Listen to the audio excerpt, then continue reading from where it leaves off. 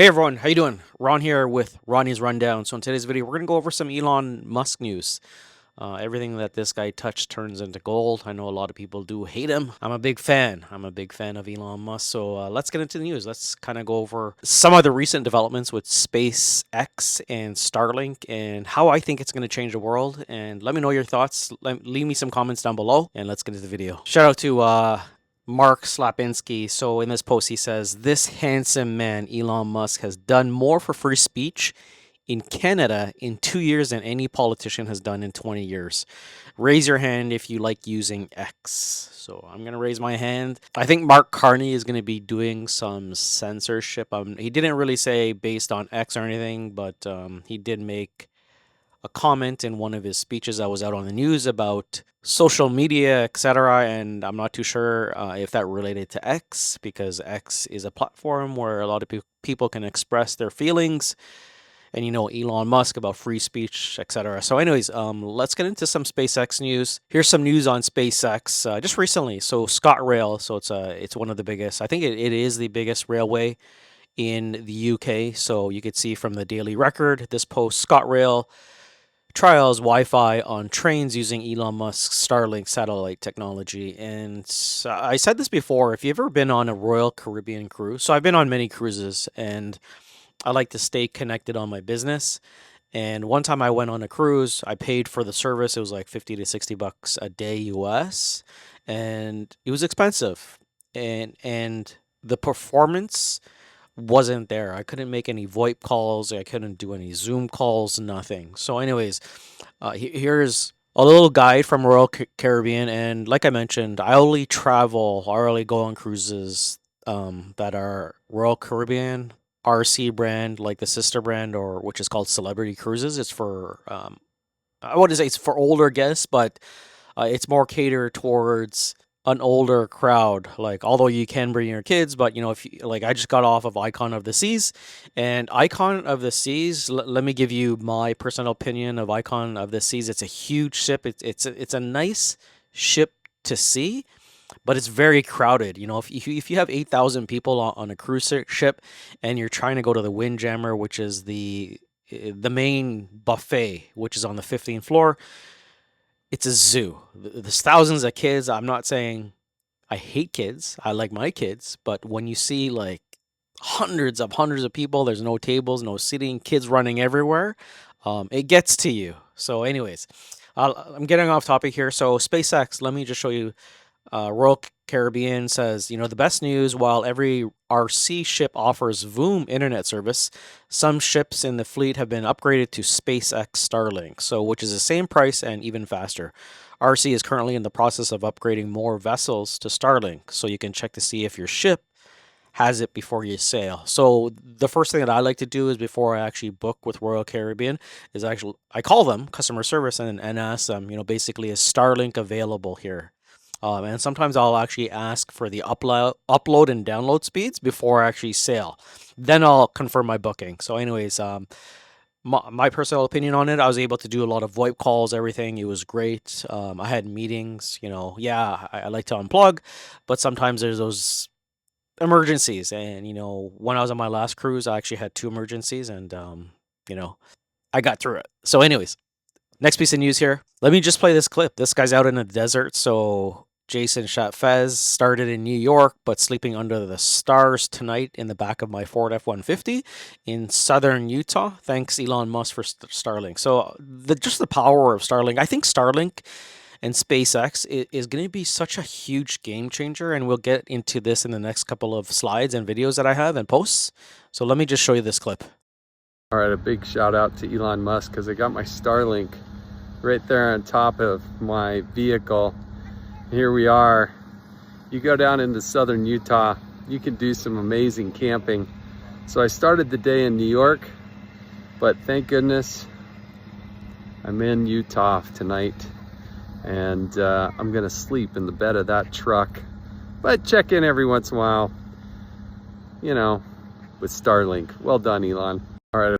I think that's pretty amazing, going to a rural area. I actually went to Mont Tremblant. So if there's any Canadians watching this and if you've ever been to Mont Tremblant, it's a nice ski resort. But I went to chalet in the summer, and it was an Airbnb. They didn't have any reviews, but if the reviews were posted, the first thing that probably would have came up was the internet sucks. There's no basically there was no cellular service, so I couldn't even use my phone on the cellular part because it was a chalet that went down below into the ground, so the satellite service sucked. The internet it was non-existent.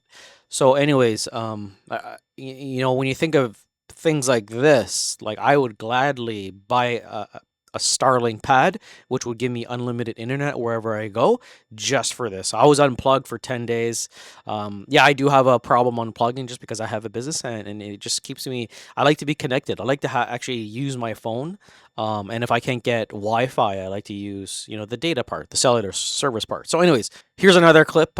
This guy's over on Qatar Airs. Let me just play this. He's on Qatar Airs, and he's thanking Elon Musk for using the service. So people always ask, is SpaceX or Starlink service actually fast? And Elon always plays games on it, and he always posted on his Twitter, just showing that he's able to stream and do this all on the SpaceX Starlink cellular service that they use, or the satellite service. So check this out.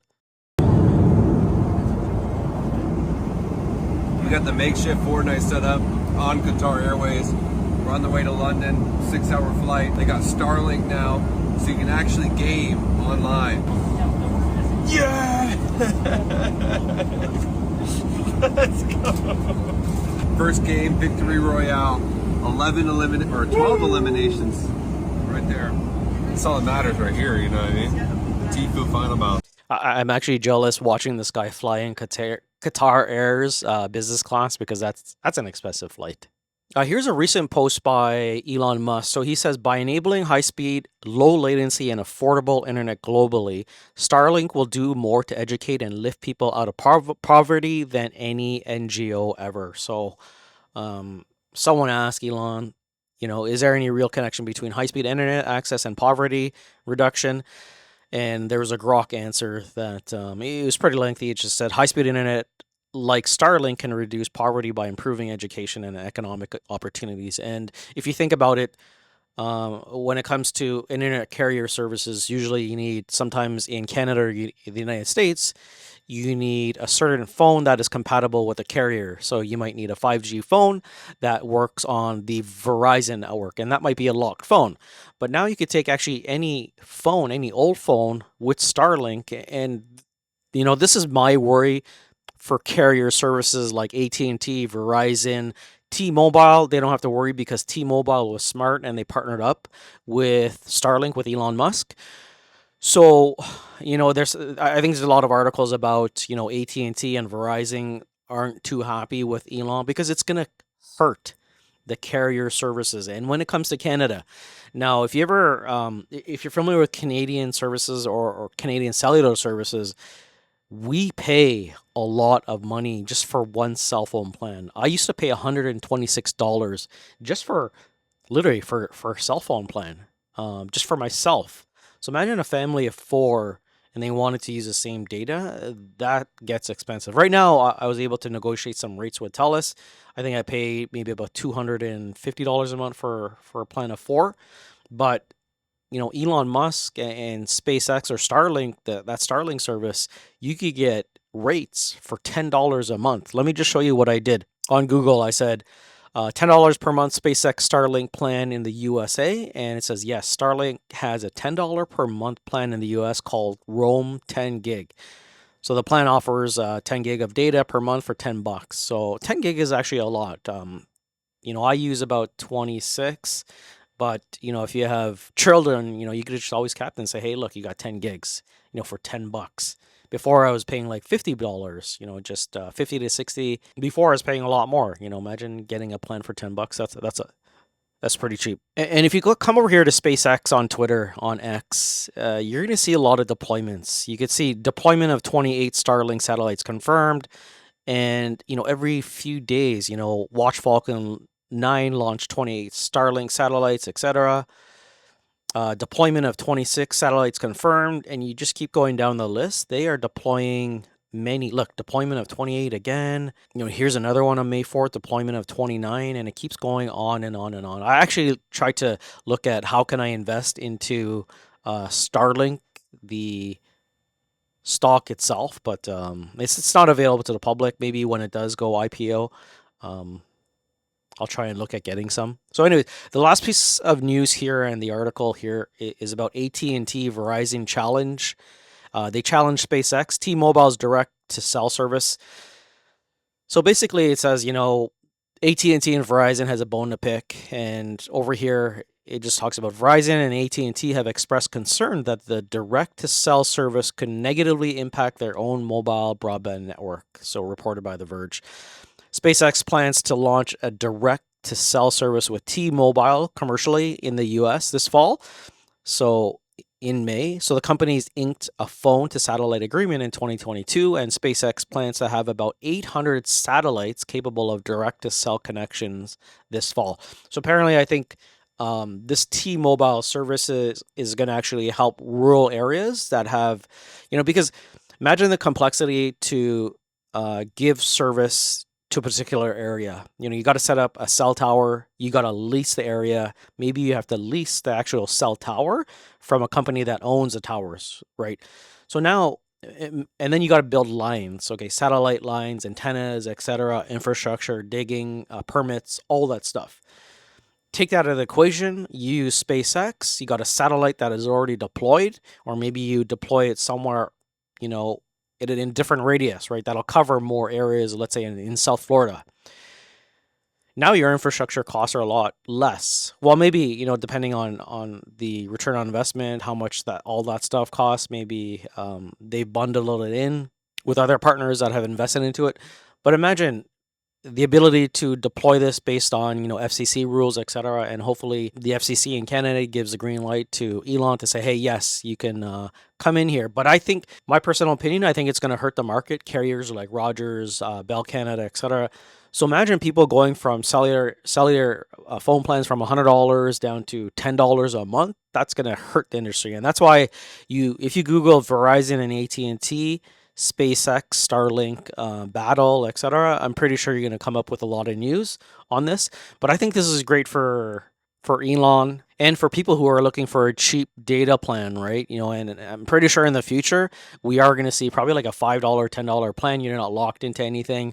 You can use any kind of phone. You don't have to be locked in with Rogers, Bell Canada, Verizon, AT&T. You don't have to get no AT&T phone, and probably no long-term contracts. Probably just pay as you go, $10. Imagine how Starlink and Elon is going to revolutionize just connectivity. Everyone needs, everyone in the world is connected. So anyways, that's it for the video. If you like this video, don't forget to subscribe, like, comment, and I'll see you in the next one.